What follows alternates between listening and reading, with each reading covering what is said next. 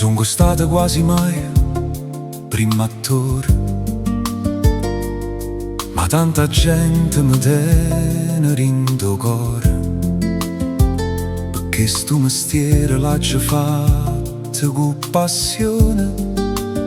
A cominciare quel più grande, quando ero un guaglione, quei guardaggi fatti a scuola, abbastavano un ritardo e rimaniva fuori, e una sola guardata per correggere un errore.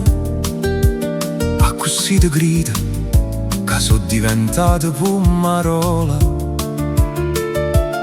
e con mais tanti ruoli ancora, con decrescenza per celebre mezz'ora.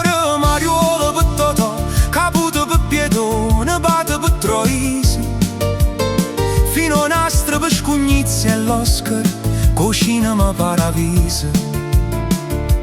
Tra film e teatro ne ho già fatte tante, sono stata a spalla forte tutte quante.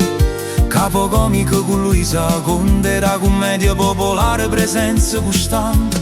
Merola, Salemme, d'Angela, Bucci Ross, ognuno e loro ha già fatto qualcosa, e ogni volta la stessa accortenza ci metteva, sia si con De Filippo o con Bombe le recitava.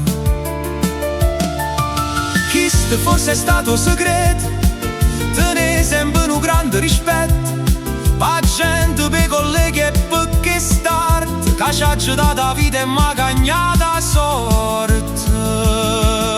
E poi Napoli, che non ha mai pensato di lasciare, è stata una scelta d'amore e identità.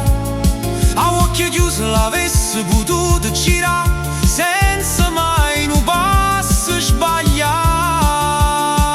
Eppure se sto bene ma saputo ricambiare, sia ieri a strada giusto ma per me se piglia. E oggi mi sa tante difficoltà, ci mette sempre la mano sopra per non mi fa scordare.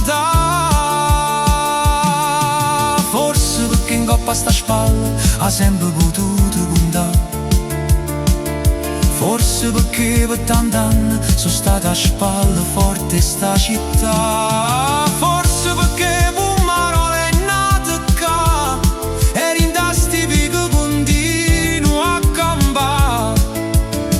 Pure senza carnavale non si fa più chiamare.